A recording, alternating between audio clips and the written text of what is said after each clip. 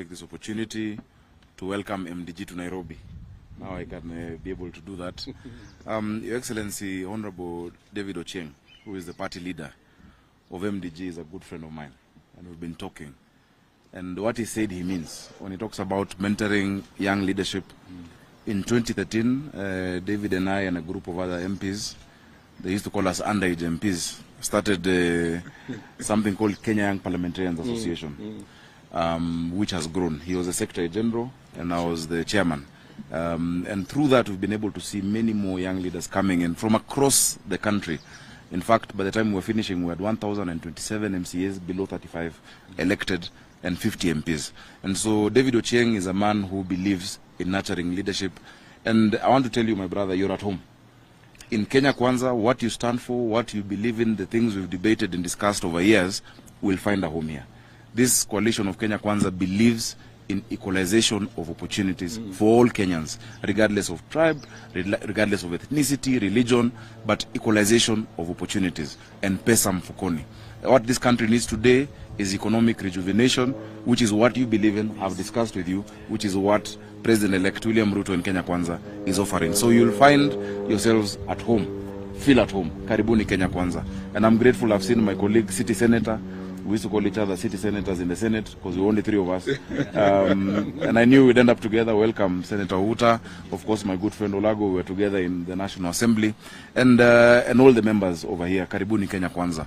I think the sentiments that have been shared, I want to associate myself with, that Kenyans have moved on. My people in Nairobi are back in their shops. They are doing their business. Kenyans have been peaceful. It's really unfortunate that over the past now, few days, we've started to see our counterparts in Azimio beginning a narrative of intimidation, trying to threaten the Supreme Court, threatening the IEBC, even using violence when we were at Bomas and after on the IEBC. We want to say that Kenyans are beyond the days of intimidation. If intimidation and deep state did not give you the election, it will not give you victory at the Supreme Court. This election was decided at the polling stations. More than 46,000 polling stations. We've seen now an attempt to introduce a boogeyman called a hacker. The election was not decided by any portal. The election was not decided in any computer. Unless you're calling the 7 million plus voters who voted for President-elect William Ruto hackers, then we're all hackers.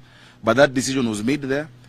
And all that the Supreme Court will need to do is just to count, because Chebukati followed the exact steps that the Supreme Court had issued. So let us leave the Supreme Court to do its work. Let's leave institutions to do their work. The future of this country will be built on strong institutions that are respected. So let us stop the intimidation. Let us stop inciting Kenyans. There is only one person by law who is allowed to declare a president-elect. And the president-elect was declared as William Samoei Ruto. He has been gazetted. When you declare yourself the same, you're trying to incite Kenyans. I'm happy that one of the places that has always been an epicenter of violence, which is Nairobi, is very, very peaceful, and people are happy. Yesterday we saw governors taking oath. I also took oath of office. More than 40, I think 45 governors actually took oath of office yesterday. As Honorable Ochieng said, it is the same IEBC that conducted that election. So instead of introducing all these boogeymen, trying to intimidate, and we know the good judges in the Supreme Court are people of outstanding integrity. We know that this country has what we call the rule of law.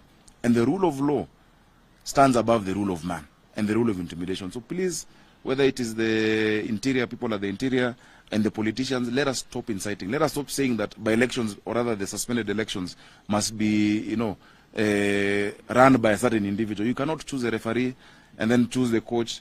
Kenyans have decided, and Kenyans will decide. So, Your Excellency, we are looking forward to the 5th of September when the Supreme Court will issue its verdict, and we will abide by the law.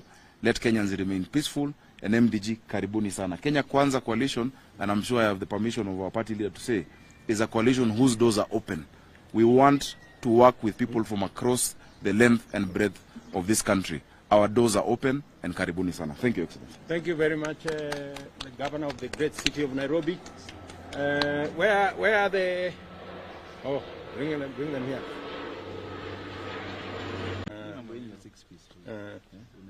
Daily. Kondo inaingia ndani hata kuku inaingia. Yeah. 6 piece.